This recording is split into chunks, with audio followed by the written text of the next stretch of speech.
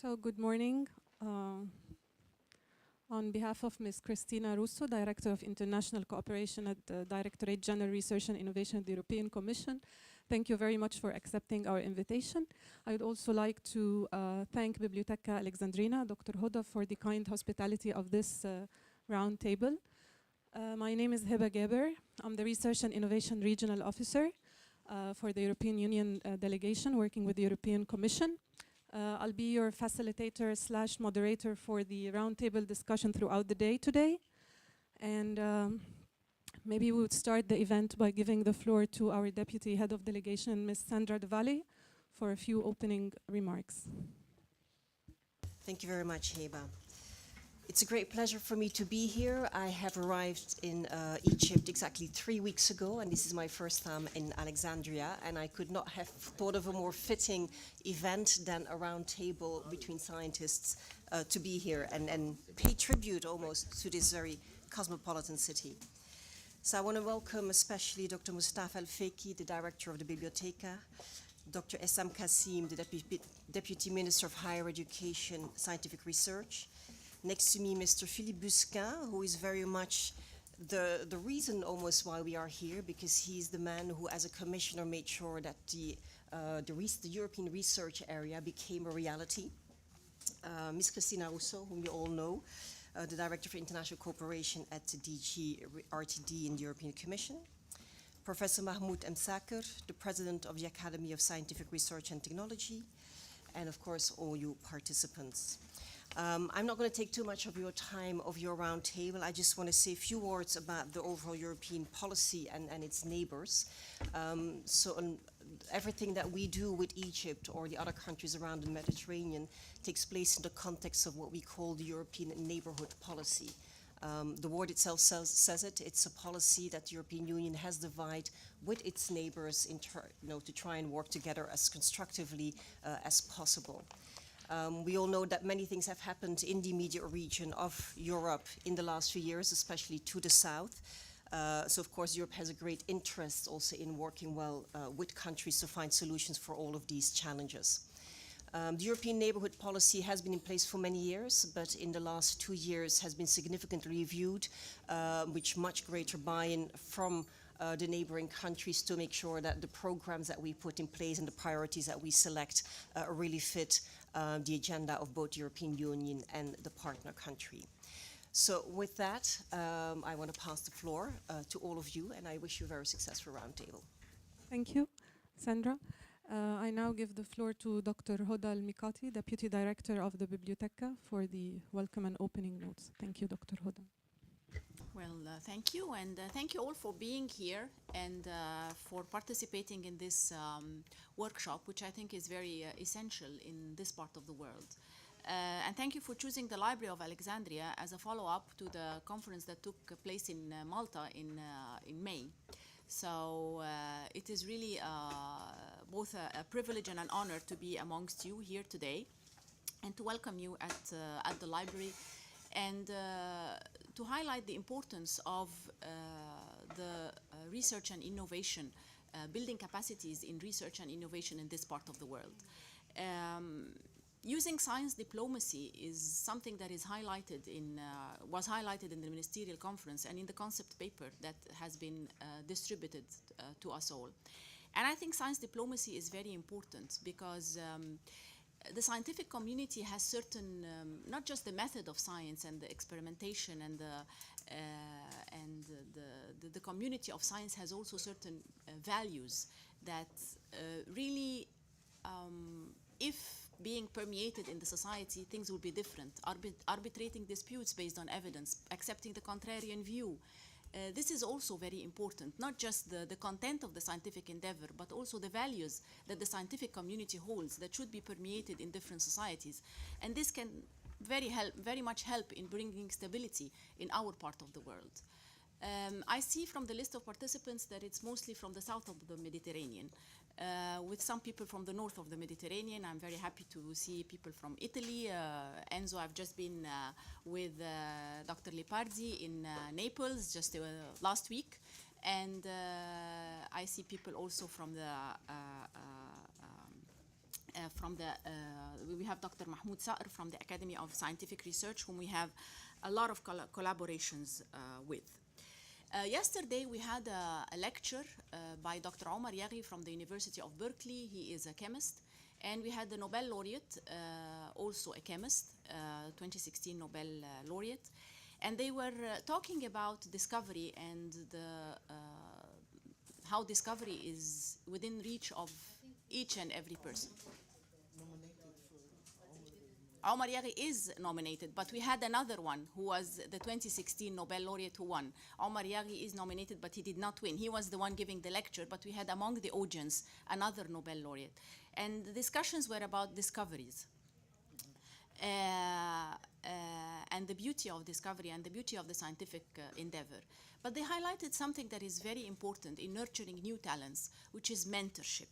Mentorship is really very important. If you're talking about new generation of scientists, mentorship is very important. And I think that this is something that I propose that is discussed when you are discussing points in your debates. We had a lot of collaborations with the EU. This one is focusing on science, but I think Ambassador James Moran, when he was the head of the delegation here, we signed an agreement, a 2-year project in the arts, promoting cultural diversity and creativity in Egypt. It was a €1 million grant to the library. We worked in 15 governorates in Egypt, and in the end it was to create or to draft a cultural policy to put forward to decision makers here in Egypt. So we have many collaborations with the European Union, and they're all very, very fruitful. I don't want to be long. I just want to welcome you all, people from the north of the Mediterranean, from the south of the Mediterranean, people in policymakers. And I hope that the Library of Alexandria will always remain a beacon where people can come, can discuss, and can debate for the best interest of our peoples. Finally, I would just like to say that Dr. Mustafa Al-Fiqi should have been here delivering the welcoming speech, but unfortunately, he was held up in Cairo last night, and this morning the traffic was very heavy, so he is on his way, but he could not make it on time. So he told me to just take his place. So thank you very much, and welcome at the Library of Alexandria, and I wish you a fruitful meeting here at the library. And they told me to pass the floor to Dr. Marwa, who will speak more about our research and innovation. Okay?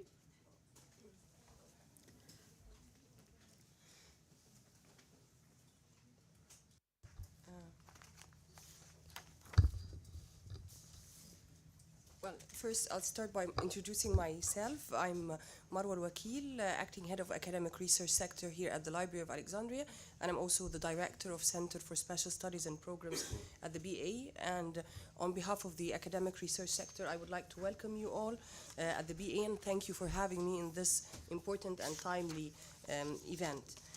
Actually, the center I'm currently heading, we call it CSSP, short for Center for Special Studies and Programs, has been privileged to have a long-time collaboration with the European Union, and these collaborations were in the form of participation in Tempest projects dealing with sustainable development, education, as well as research and innovation. Not only that, we had the privilege of co-organizing and hosting several sessions in satellite tracks within the framework of our international biennial conference by Vision Alexandria, held here at the BA. And actually in all these collaboration, research and innovation have been always in the heart of these collaboration. Since the establishment of our center in 2003, we have been aspiring and working towards supporting innovative science and technology research, preparing researchers and scientists in Egypt, and not only in Egypt, in the region, to meet the challenges of the world today, and creating networks of international collaborations towards scientific excellence. And actually we had a long collaboration with the Egyptian Academy of Scientific Research. As you all know, we live in a very youthful region of the world where we have almost 30% of our population very youthful, 30% of the population, and the region has a long history of scientific breakthroughs and a legacy to draw on, and there is also a very ever-growing interest in science and education and research. So we believe that this area or this region has many potentials when it comes to research and innovation, and we believe that research and innovation can play a pivotal role in the advancement of the Arab world and its prosperity. I would just like to seize this opportunity to highlight a particular initiative that we were involved in, and it's very related to the topic of the Roundtable, which is innovation. It's the Atlas of Islamic World Science and Innovation, an international project aimed at providing an insightful overview of science and science-based innovation across the Islamic world, focusing on 15 countries of the Organization of Islamic Cooperation. And actually the project was managed by the Statistical, Economic and Social Research and Training Center for Islamic Countries, as well as the Royal Society. Both the BA and actually the Academy of Scientific Research and Technology were responsible for the case study of Egypt, and this was basically mapping all science and innovation status in Egypt during the period from 2011 till 2013. Briefly, if I can share with you the outcome of this, actually I have a copy of it because we ran out of copies and it's available online. You can read the whole report. But I can summarize the strength points and the conclusions of this report. Egypt has a large pool of researchers and science students that harbors great talent, as well as powerful and active diaspora. Egypt also plays a critical linking role in research in the Middle East and North African region. We have a fast-growing and developing IT infrastructure and growing number of technology-savvy students that are attracting enterprises in this field to come and invest in this. And of course, we have our geographical location, our natural resources that can enable us to undertake research initiatives and promotes and ensures sustainable development. On the other hand, when we talk about the deficits, we're talking about there is a great need for more research funding, a more effective participation of the private sector to support research innovation. There's also a great need for building science, technology, and innovation capacities of research institutions and researchers. And it's clear that a national research policy has become imperative, education reforms are essential, and science-based collaboration between academia and industry is necessary. But of course, since the release of this report, many changes had happened, and Egypt has taken real steps towards setting a policy focus on knowledge economy and knowledge-based society. The 2014 constitution actually mandates the government to raise its R&D expenditure to 1% of the GDP. In 2013, we had almost 0.6, 0.7. Furthermore, we are investing in education. The government has established the Egyptian Knowledge Bank, which is an online library and archive and resources that provide access to learning resources and tools for educators, researchers, and students. We are also investing in STEM education to empower students and to raise generation of future leaders and help students innovate and acquire scientific thinking. We also have an advisory council of Egypt scientists and experts established by the Egyptian President Abdel Fattah el-Sisi, and the council mission is actually to provide strategic vision and advisory opinions on science, research, innovation, and education. And I don't want to take a long time, but just I'll have to conclude by saying that I believe that we are moving forward and that the efforts of the European Union and all other concerned stakeholders will result in a significant progress in science, research, and innovation. I wish you a very successful event, and we are eager to see the outcomes of such roundtable. Thank you very much.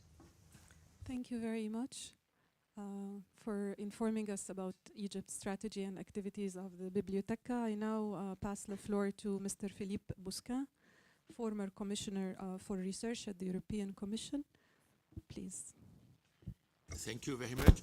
Ladies and gentlemen, I'll speak French. Is it possible to understand me? You have a good translation. Je voudrais I would like to explain the useful nature of the research and scientific diplomacy in the region, and how this research park can be opened to the whole world. Why do I say that? Because science is universal. The challenges that we have faced, be it climate, energy, water, food, health, these are all universal problems. So we have to try to collaborate as much as possible.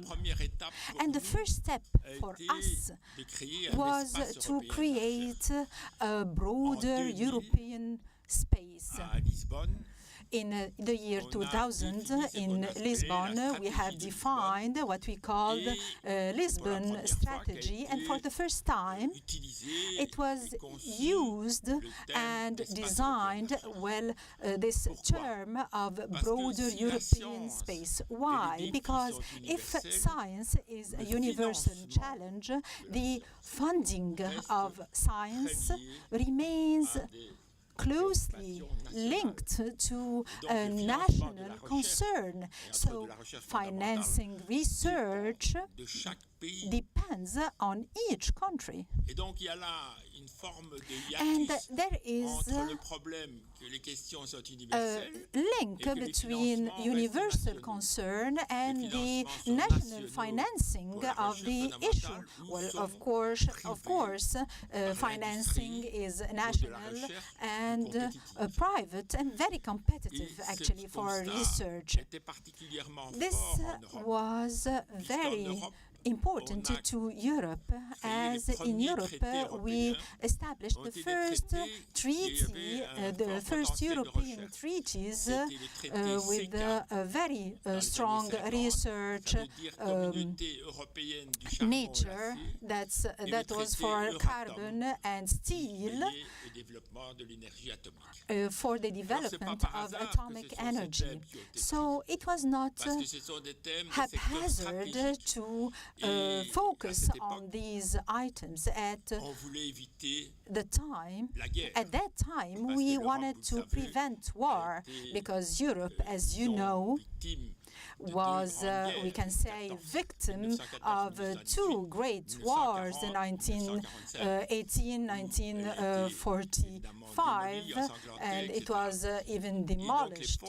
So the founders of this treaty, who are actually the founders of the European Union, addressed these two sectors that are strategic sectors. So, European research programs were developed in the 80s, but the defect of these programs, and that's what I realized when I became a commissioner of the European Union, the defect is that the European program was concerned with 15 national programs at that time, and the formula is 15 plus 1 makes 16, but it's a small 16, and we had to create a real technological and scientific collaboration with the European Union. And this required to change the paradigm. And the research program is not only a program in addition, but it has to reinforce the structure between all national programs. And I think that it is a model to be developed in the whole world. To have a structural model. Of course, it had new instruments, and for example, what we call the Euronet, the European networks. You know, before the year 2000,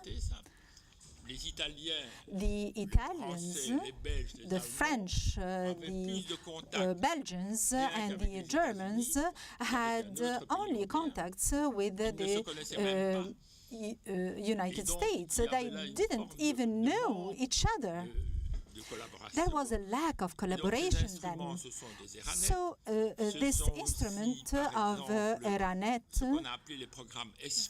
and you know, there were the ESFRI program that was gathering and reuniting the scientists. This program was defined as being the biggest infrastructure for research, including digitization and the 3G program. And that's how we got the giant program aiming at connecting the different research centers in view of information. And that's why we called it Lisbon strategy, because it was about digitization, the entry to the knowledge community. In the year 2000, it was the economy not only of the developed countries, but for the whole world, was to reinforce the knowledge. Today, in the developed countries, the growth is amounts to the 2/3 in view of the knowledge. So now we count for 24% of the world's research, 32% of the most frequently cited publications should have broader coherence. So what we did, and that was the 6th framework program back then, was a structural program. We were trying to reunite everyone around the new theme that we are together. Well, the Airbus in Europe could have been developed thanks to such programs. So for the innovation and research, and also for the extension of innovation, there was another instrument that I deem necessary, what we call 185, Article 185, when a number of countries can gather around a research program, and the European Union was investing the same amount of money. That's what we had now with the new program PRIMA, where European Union and third parties like Egypt, for example, can contribute, and then the European Union can add its own share. And I think that this is important because it allows for raising awareness of the countries and become owners of the programs. So it's very important to have such mechanisms. The first one was created in the year 2000 already, and it was with sub-Saharan Africa, like Senegal, Mozambique, and other countries, fighting against the poverty diseases, namely AIDS, malaria, and these programs are still functioning, and provided that they are supported with good governance, and to give greater effects and impact. Moreover, European programs have their own features. Projects are collaborative and competitive. What does this mean? Collaborative means that the project can have partners of 3 or 4 different countries, but at the same time it's competitive. So the project is around a theme or a topic where we can run a contest between different competitive countries, but in some areas the success rate is poor.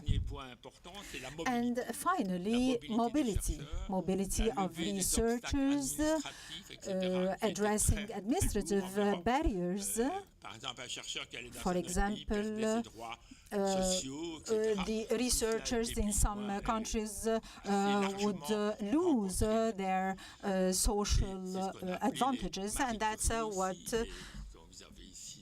we have. And you have actually documents on Marie Curie to have further information about the issue. So it's very important to develop such mobility, just as we develop the mobility of students with programs Erasmus and Erasmus II. Well, now I come to the key item. Why would we wish to open to the whole world?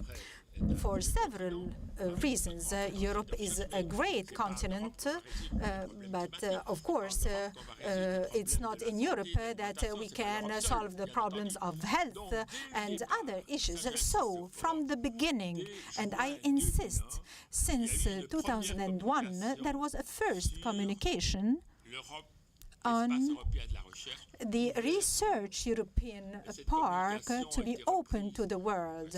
And this communication was relaunched in 2012 and 2017. But originally, in this communication of 2001, there was this wish and willingness to open to the monde. Eastern Europe was not back then into politics, and the neighborhood countries.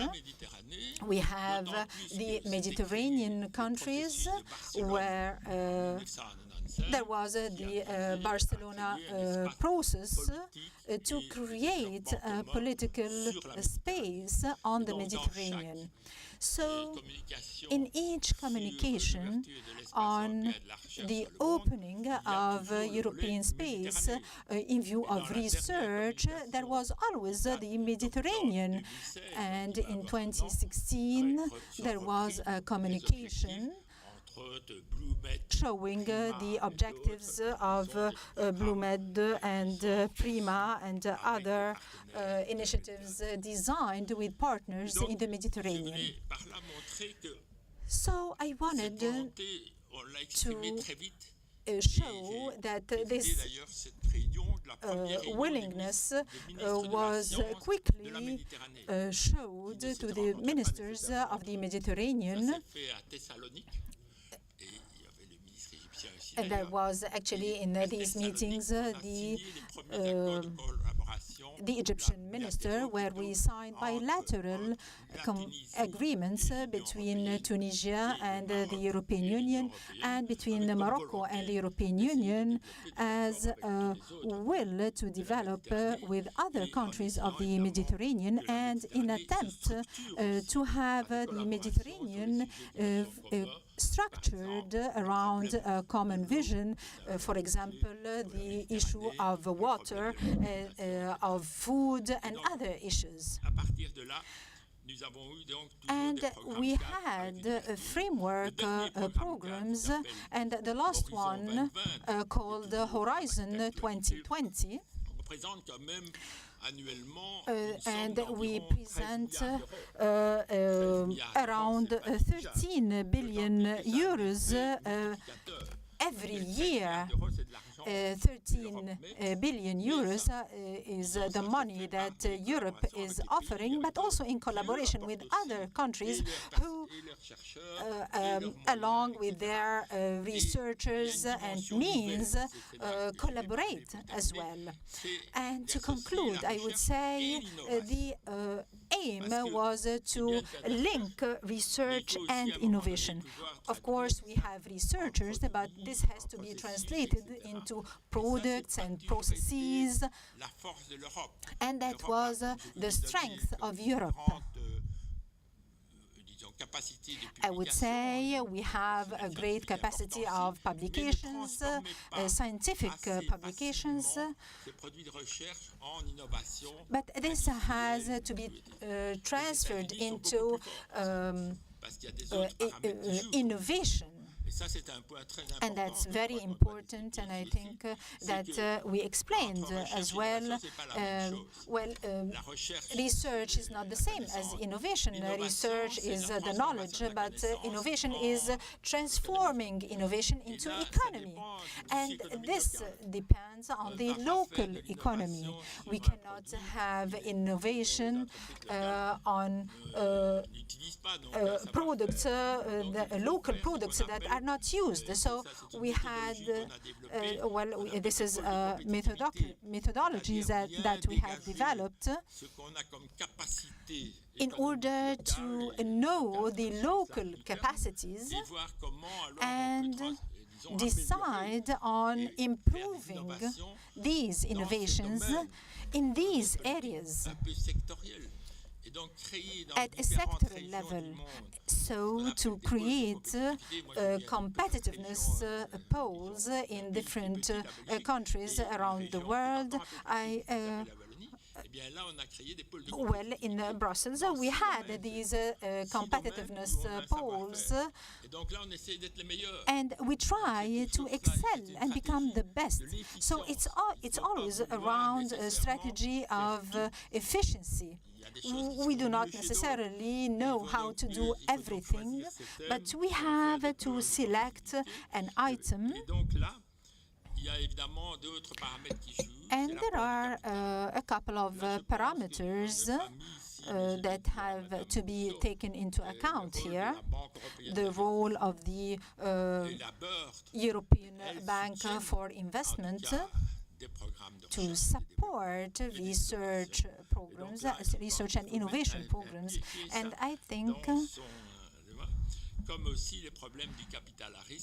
this has to do also with the risk capitals that were more developed in the United States.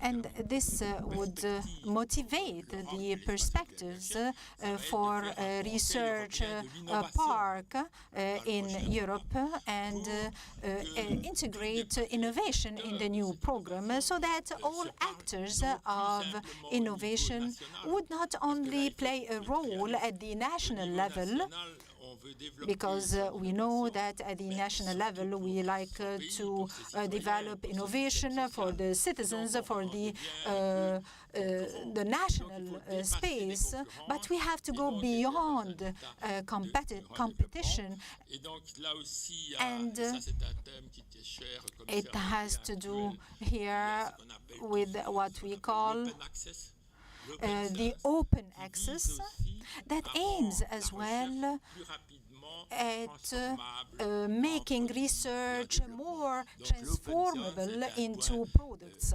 So this is a key issue, and I would conclude here by saying that there is also a humanist dimension in this common research park.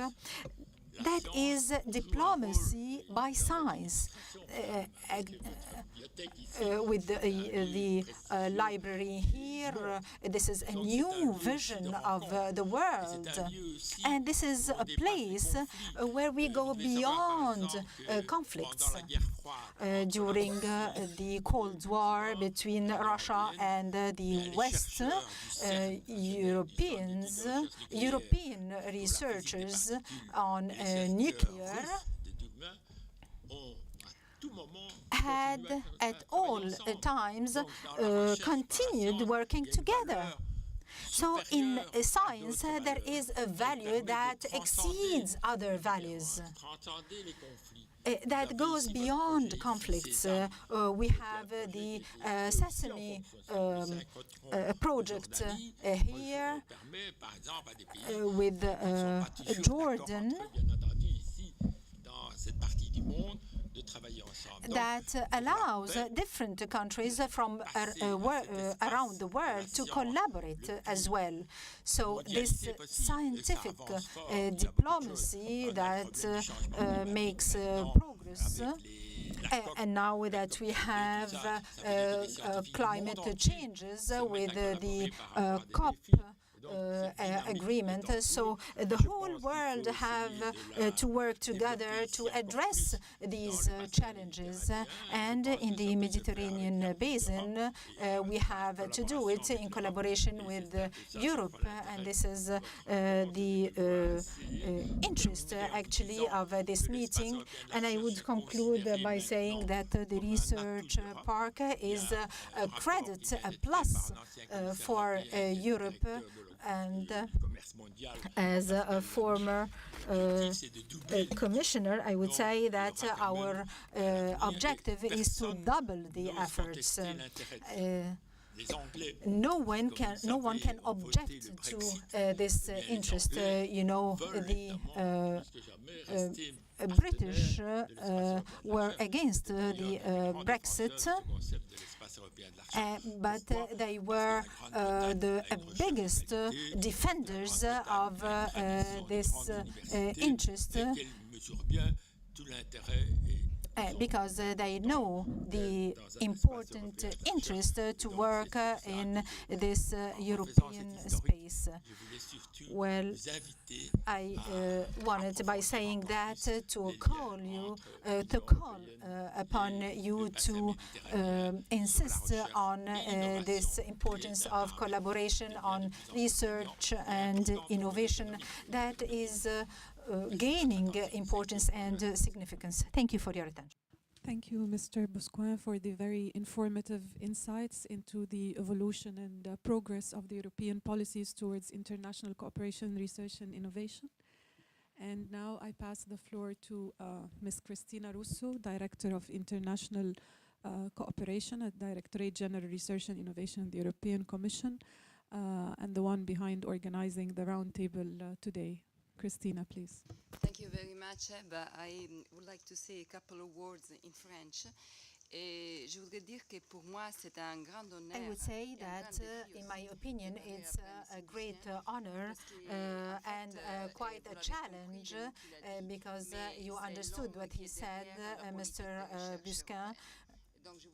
In the research world, I would like to thank you, sir, for having participated with us and for sharing the experience as a commissioner, a European commissioner, and also the political passion that made Europe change its dimension in view of research and the momentum to open to Europe. That's why I say that I had the chance to work with him, and I recall the years where we had these major political changes, and it's very important for you to be with us. Thank you all. Thank you for being with us. I would like to thank Eba Gabber for this seminar, for the organization of this event, which is not something that we normally do, because we normally are a bit more bureaucratic. We discuss in committees to see what comes in the next program, how do we follow up cooperation in the field of water, in the field of food. I mean, did we do that? How can we speed up the international agreements for the PRIMA participation, for Egypt's participation to PRIMA? And we thought that it was really good to have a moment of reflection on what we have done so far in international cooperation in research and innovation, as Commissioner Busquin said, with the Euro-Mediterranean countries, and also to see what comes ahead. Of course, I mean, the place where we are, the Bibliotheca Alexandrina, it's a wonderful place to be for such a discussion. And I would also very much like to thank Mrs. Elmikati, who is here with us and who's hosting this event in this fantastic place, which I hope I will have the chance to visit later on. Sure.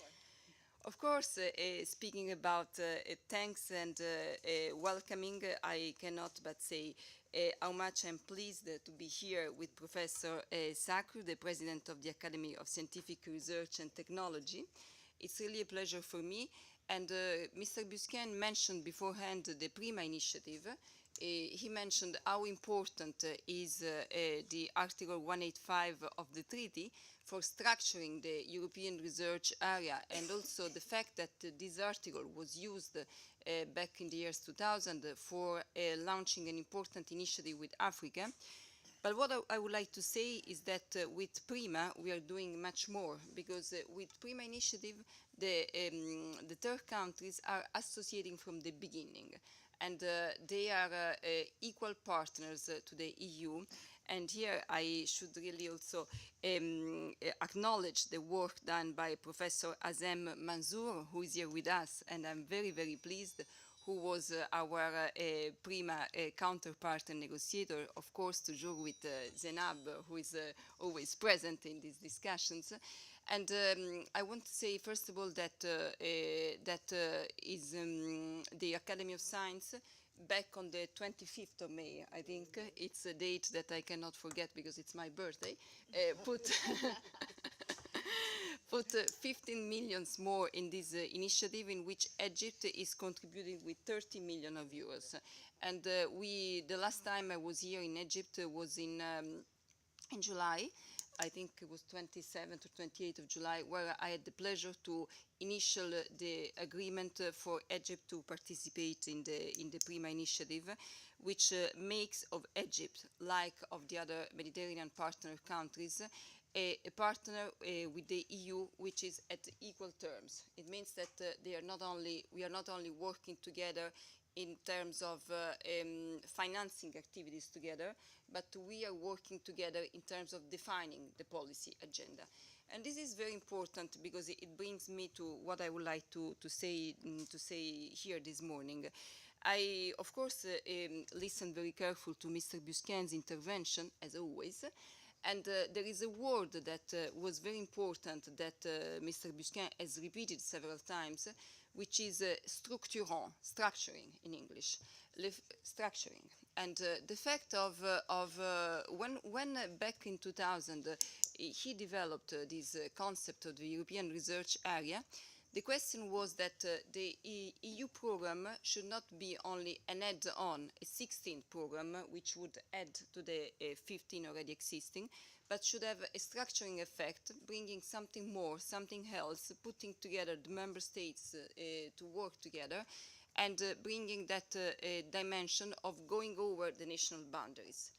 Then he referred a bit to the history of the framework programs of research, to the fact that we started back in the year 2001 to have this concept of openness, which is now very dear to the current Commissioner of Research. I should also speak about Commissioner Moeda's priorities, which are very much linked to this concept of openness, open science, open innovation, and open to the world.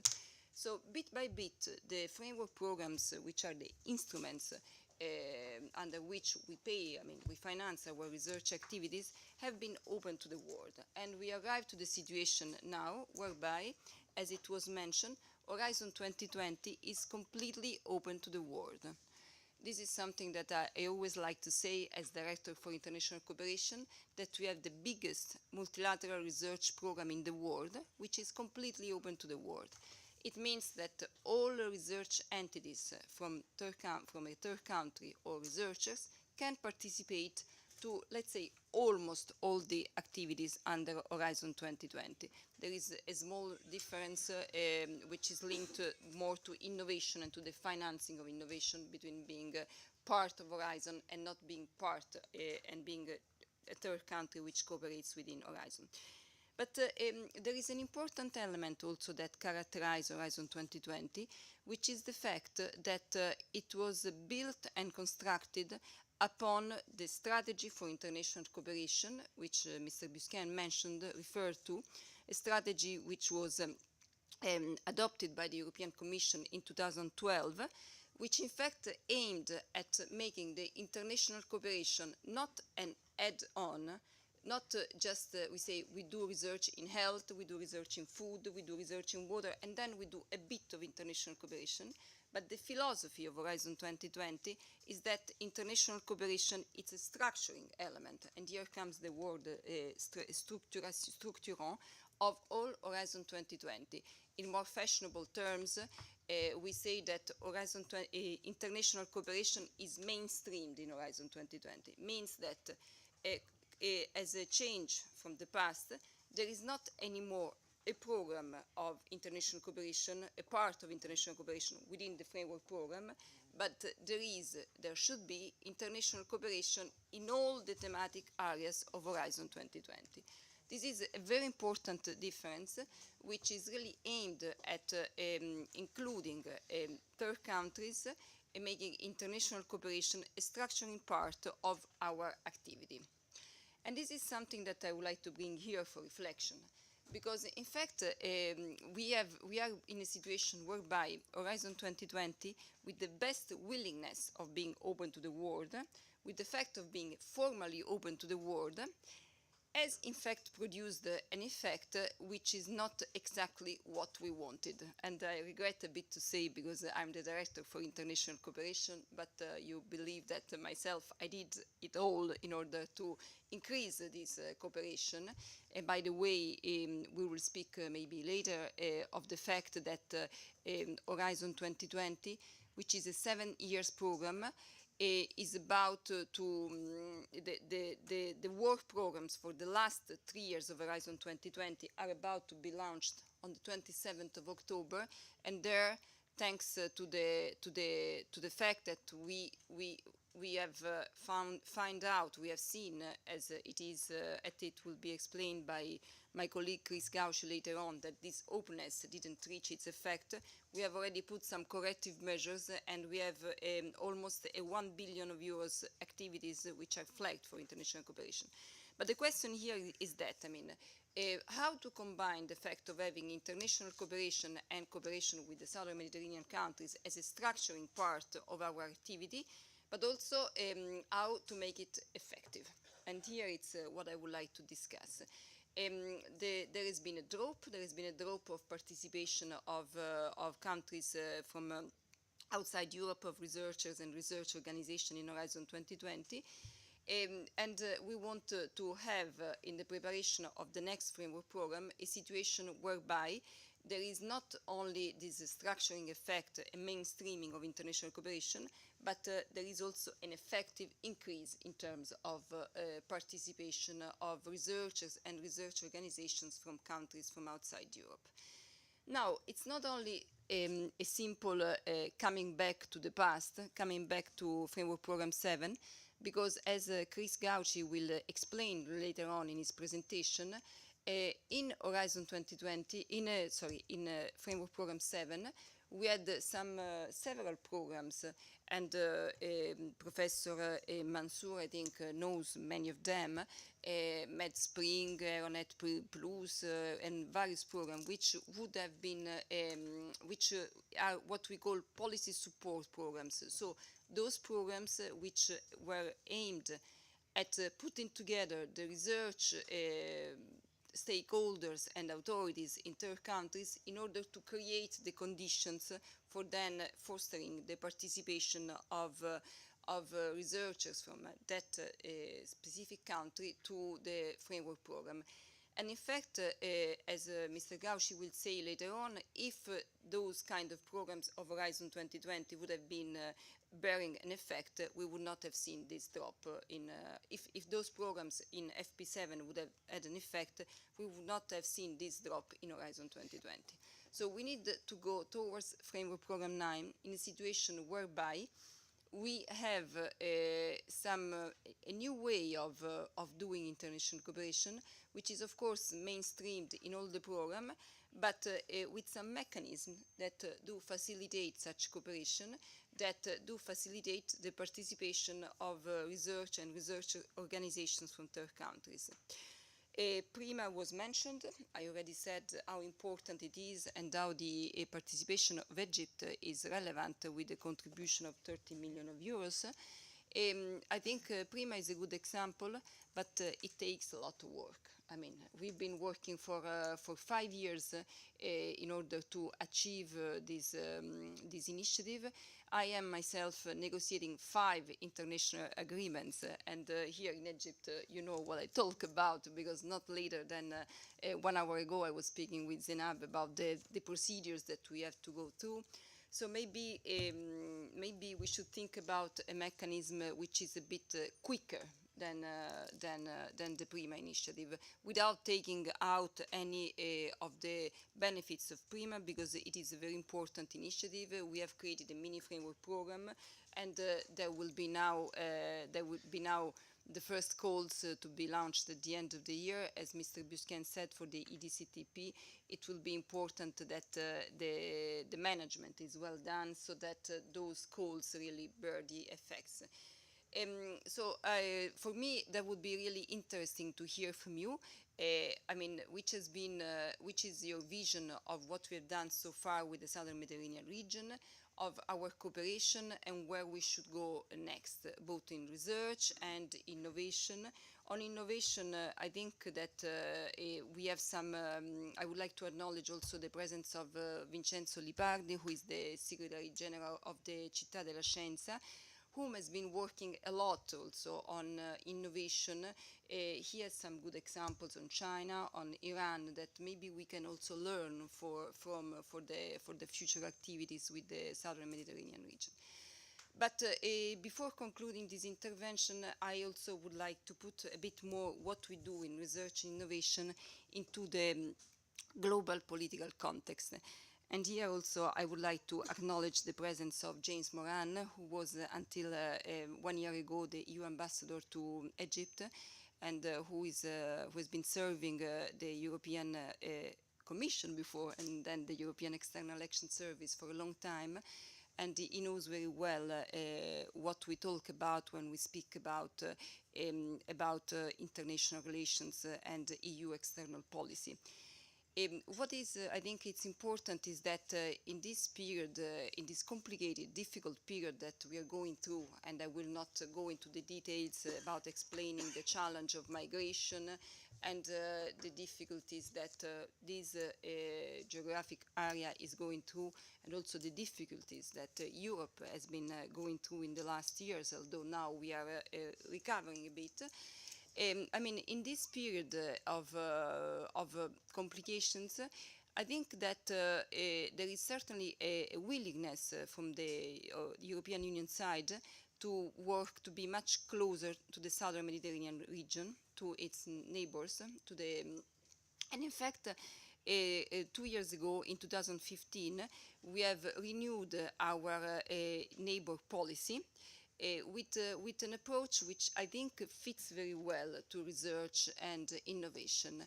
We have adopted an approach which is much more to have a neighbor policy which is built on concrete things and on a much greater awareness and ownership, especially ownership is the key word, of our Southern Mediterranean partners, to really decide together things that we can do for the benefits of both regions of the world, and that are decided together and carried out together. And I'm always very pleased to bring research and innovation as one concrete example of what we can do at European level in order to really build this strengthened cooperation with the Southern Mediterranean region.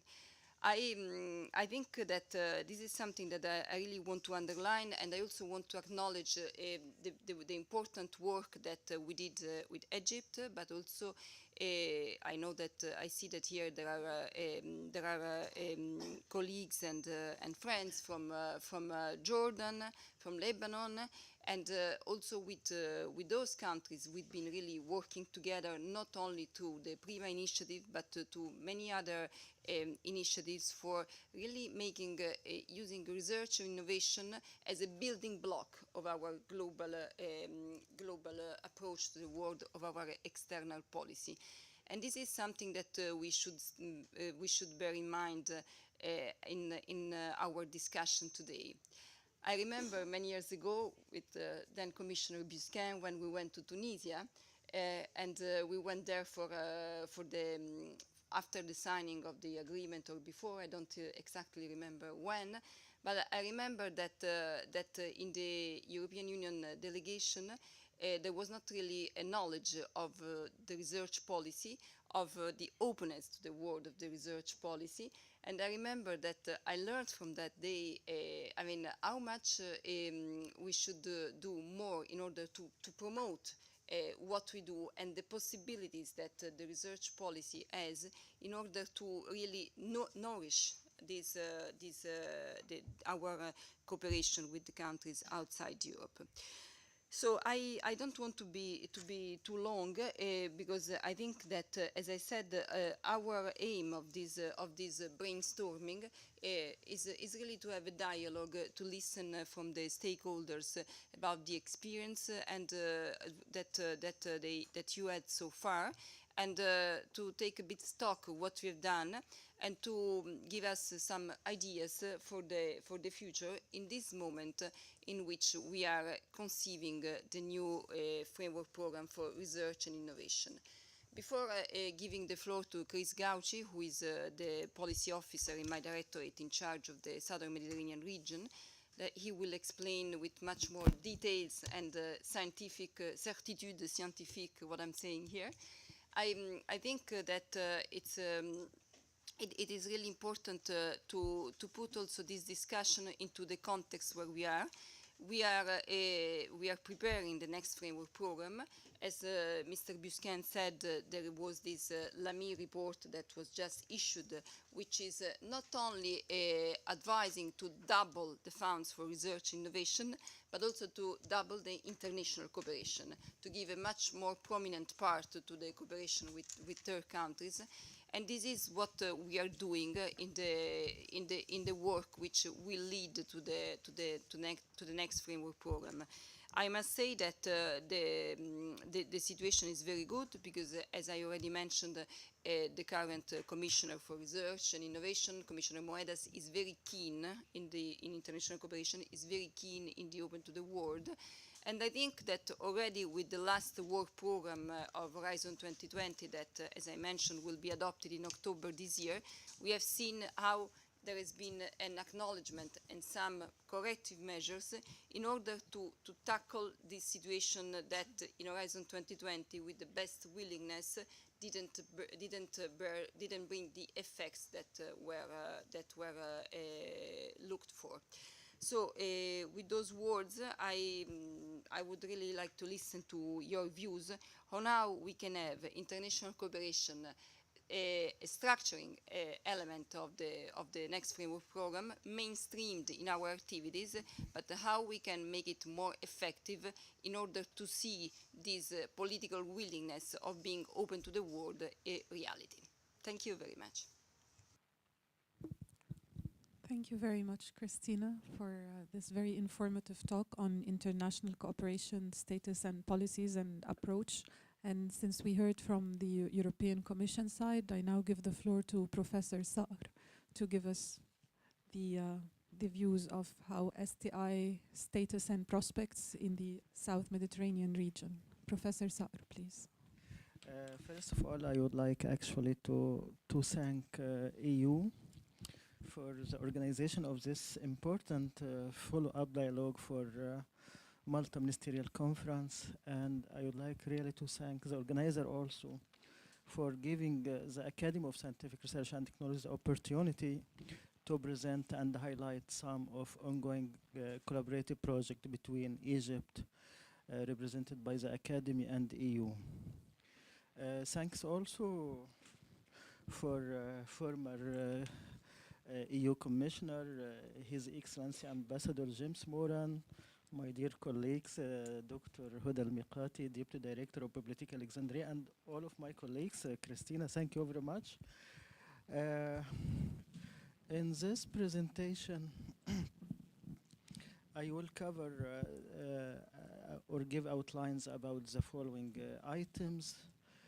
I will give an overview about Egypt's Science, Technology, Innovation Strategy 2030, and this actually to show why we are paying too much attention to a joint program with EU, because we rely too much in a collaborative project between Egypt and the EU to implement our national development plan, as you will see.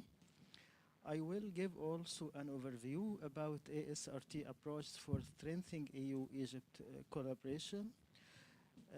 some highlights about existing networks and collaboration with Europe and South Med, and examples of recent ASRT project with South Mediterranean, and finally conclusion.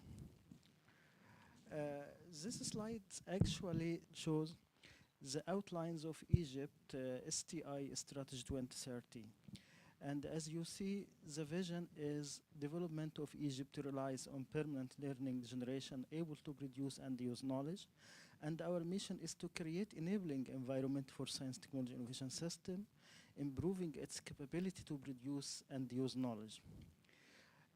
Some of the strategic objectives of Egypt STI Strategy 2030 is, of course, production of knowledge and helping other institutions to achieve 80% of food sufficient, deepening of local manufacturing product to be above 70%.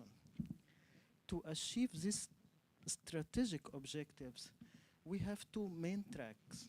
The first track is to nurturing enabling environment for science and technology, and through this track there are 7 programs dealing with STI policy, scientific base, building of scientific base, enhancing STI ecosystem in Egypt, paying too much attention to basic and converging sciences, and pay too much attention to academia industry partnership, international cooperation, although it's one of the program, but it's also cross-cutting in all programs in Egypt Science, Technology, Innovation Strategy. Science and society also is an important issue or an important program help in creating enabling environment for science and technology. The second track paid too much attention to applied science, with a special focus on technology transfer and production and localization.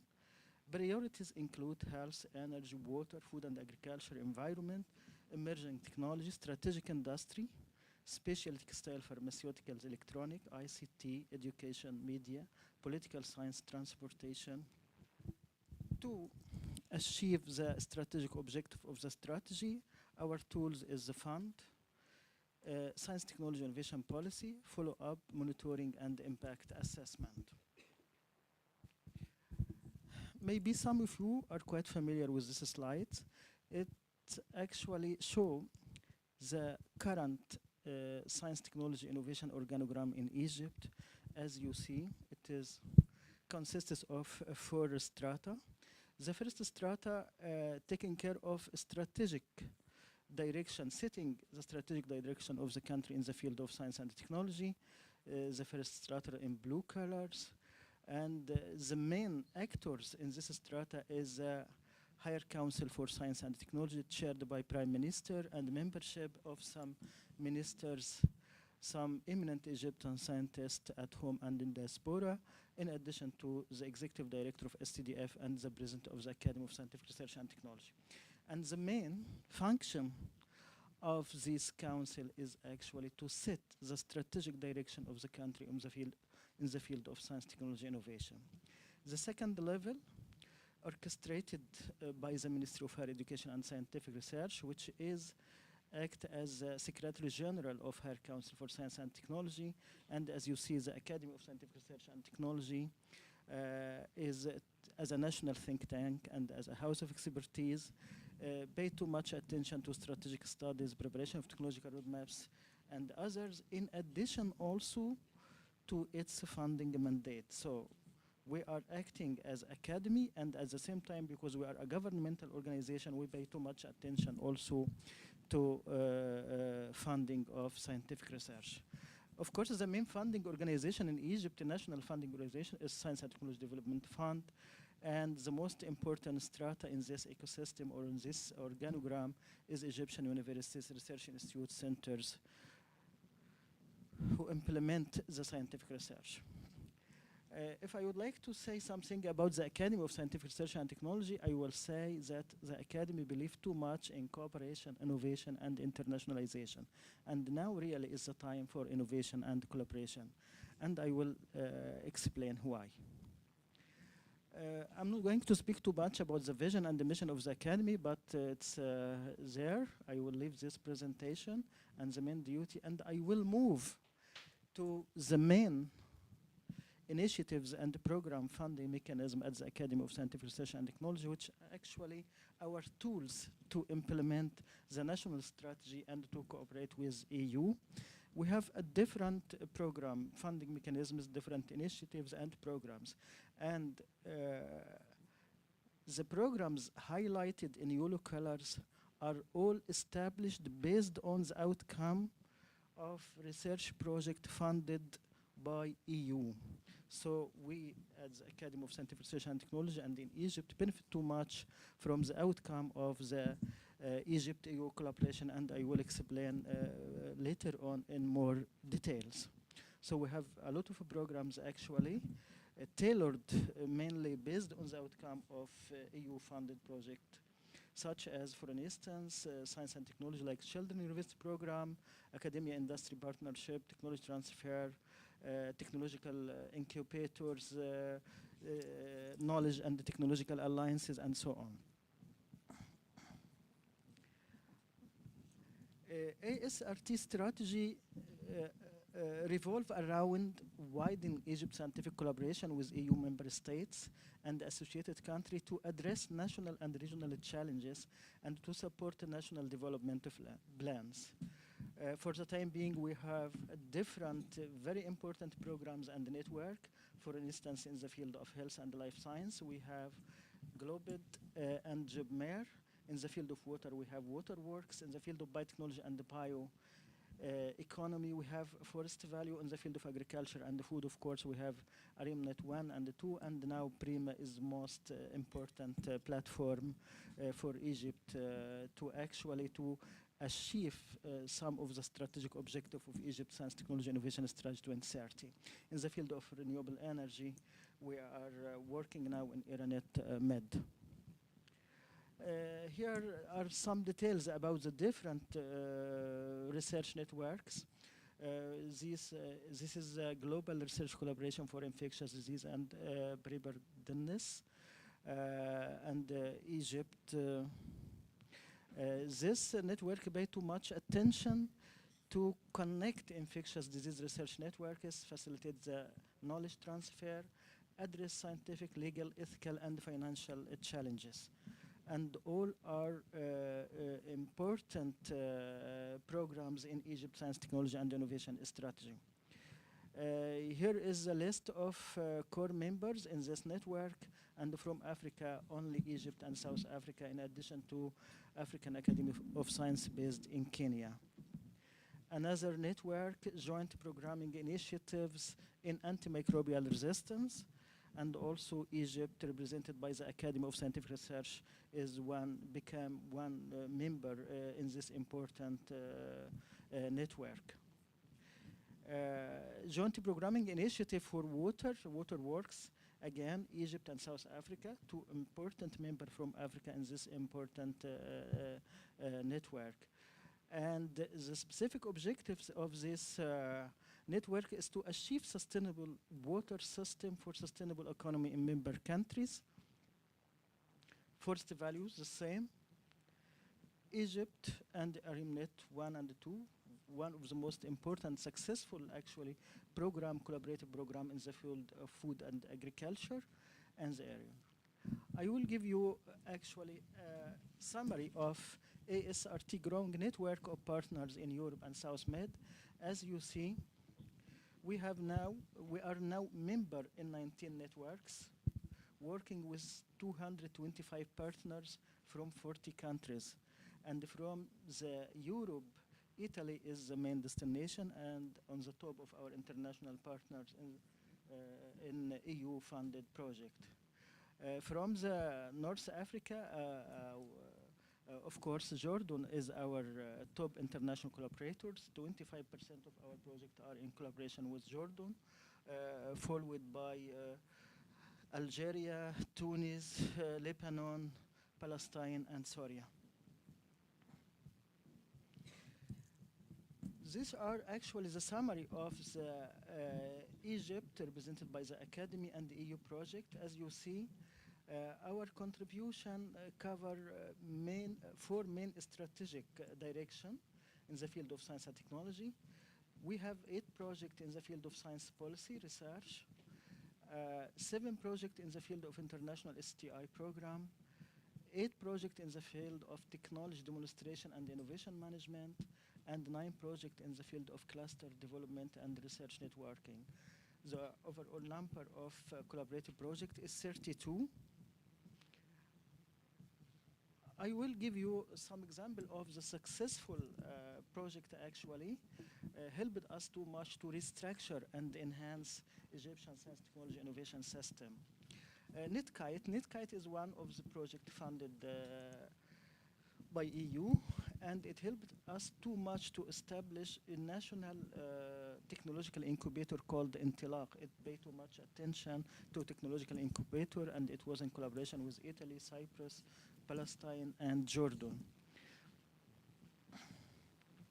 ClassDev also is one of the important projects and helped us too much to develop a national program, one of the biggest national programs in the field of science and technology innovation, called the Knowledge and Technological Alliances.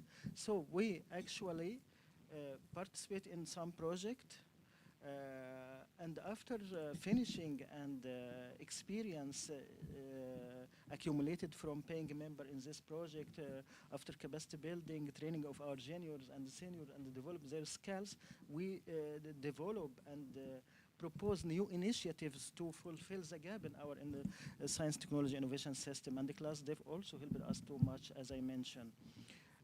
Of course, maths. Maths is the biggest project, and my colleague Alberto disseminated some flyer about this project. This project actually is one of the success story of collaboration between Egypt and the EU. Of course, as you see the technical detail of this project, it's a multi-purpose application of thermodynamic solars. It is here in Burj Al Arab city, and I know from my colleagues Amin, Radwan, and Alberto that the opening will be very soon. This is a success story really, because different partners from academia, from industry, from different countries, from EU, from Egypt, co-funding, collaboration, sharing resources, technology transfer, capacity building, all you need or all you expect from collaboration in the field of science and technology, you can find it in this success story. The budget actually, or the fund from EU for this project, something about 12.5 million euro, and the co-fund from the Academy of Scientific Research is about 2.5 million euro. And we used this model actually to convince policymakers in Egypt that we should put more money in EU joint program and initiatives. Because if we would like to implement this project as is from our national money, it will cost us a huge amount of money actually. And we implemented this project.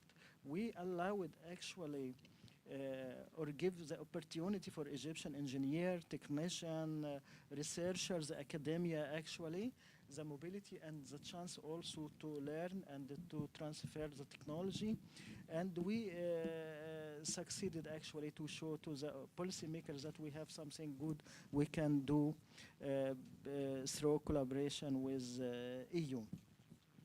Prima, of course, Prima. I would like first to congratulate Christina Ross and his crew and the delegation. They spent actually very tough time actually in negotiation of this project, but we believe too much in Prima. It will be the most effective and sustainable platform actually to support R&D and the technology development in the field, in the area. And as you know, that Egypt is committed actually with 30 million euro, but this is one of the most important project. We actually believe in it too much, and I hope that it will be one of the most successful project also and initiatives in the region. Before I end my presentation, I would like to review with you or to conclude some of the tangible outcome of ASRT EU collaboration. In the field of capacity building, through this collaboration, we succeeded to develop the skills of our juniors and the seniors. And now I'm very happy and proud to say that we have a highly qualified junior staff in science, technology, innovation policy, indicators, management, technology transfer, incubator, innovation cluster, and so on, ready to lead science, technology, innovation system in Egypt. They are all of them are young people, highly qualified, really.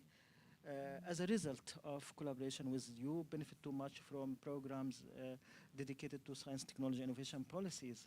And of course, Amr is one of them, or the leader of this group of young people. If you would like to mention some KPIs, I will say that we have 35 contracts, 19 network, 225 partners in collaboration with 40 countries. What does it mean?